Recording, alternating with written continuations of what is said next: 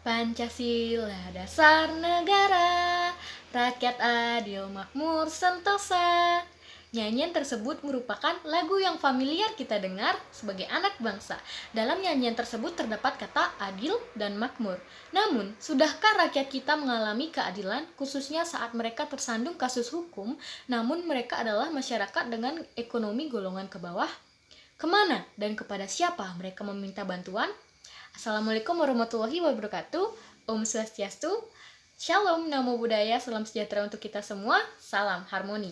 Dewan juri yang saya hormati, perkenalkan saya Putu Pipit Prisayaka Putri dari Program Studi Ilmu Hukum Universitas Pendidikan Ganesha dengan bangga mempersembahkan karya saya yang berjudul Silaku, Student in Law Community sebagai aktualisasi sila kelima Pancasila dalam upaya pro bono kepada masyarakat awam hukum.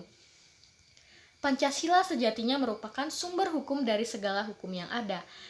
Oleh karena demikian, Pancasila menjadi landasan dalam kehidupan bermasyarakat.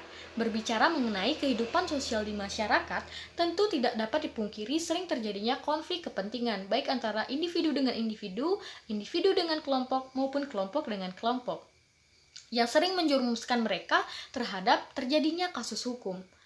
Dewan juri yang saya hormati, banyak sekali faktor yang menjadi penyebab terjadinya kasus hukum. Salah satunya adalah karena mereka adalah masyarakat awam hukum. Awam hukum merupakan kurangnya kecerdasan atau pemahaman mengenai hukum yang berlaku, sehingga bantuan hukum menjadi sangat diperlukan atau senantiasa diperlukan sebagai upaya untuk membantu mereka menghadapi permasalahan, khususnya bagi masyarakat yang memiliki ekonomi dengan golongan ke bawah dan tidak mampu menyewa jasa advokat.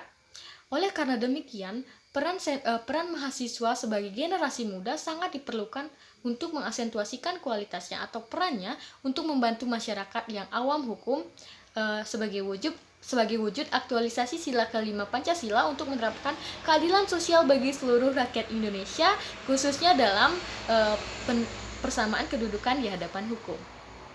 Metode penelitian yang saya gunakan di sini adalah jenis penelitian yang bersifat yuridis normatif, di mana merupakan suatu proses untuk menemukan aturan hukum, prinsip-prinsip hukum maupun doktrin-doktrin hukum guna menghadapi gejala atau isu hukum yang sedang dihadapi. Jenis pendekatannya yang saya gunakan yaitu situ approach atau pendekatan undang-undang dan conceptual approach atau pendekatan secara konseptual.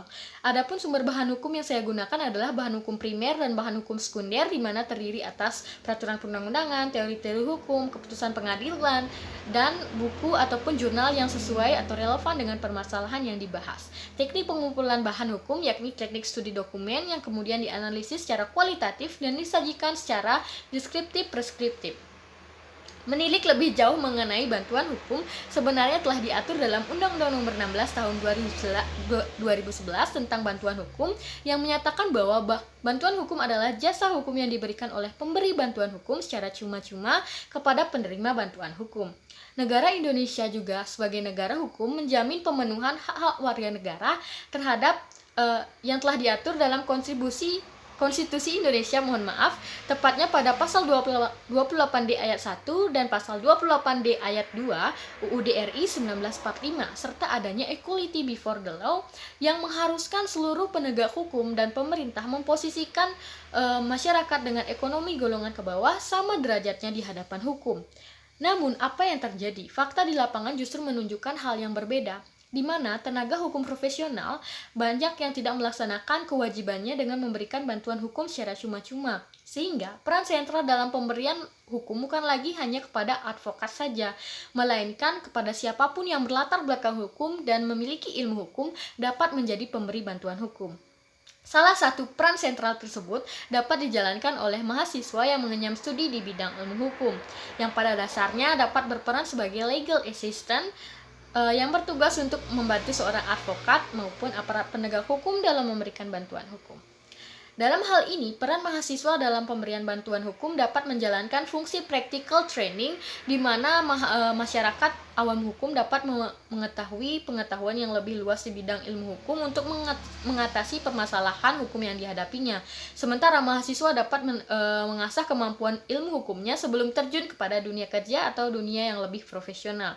Yang kedua yaitu sebagai pro bono, di mana mahasiswa dapat membentuk suatu komunitas hukum dengan tujuan utama yakni yakni membantu masyarakat awam hukum untuk mendapatkan bantuan hukum yang tepat secara cuma-cuma atau gratis. Dan yang ketiga yakni tentunya mengaktualisasikan sila kelima Pancasila.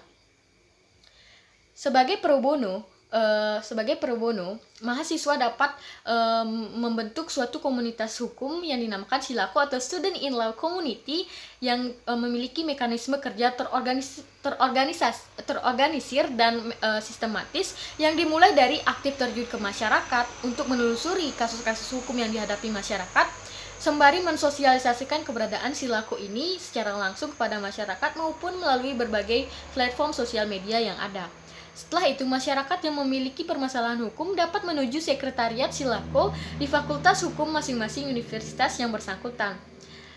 Kemudian, masyarakat yang telah mendatangi sekretariat Silako tersebut dapat mengkonsultasikan permasalahan hukumnya dengan anggota Silako yang telah terspesifikasi dan terbagi ke dalam spesifikasi kerja baik dalam bidang hukum pidana, perdata maupun tata usaha negara.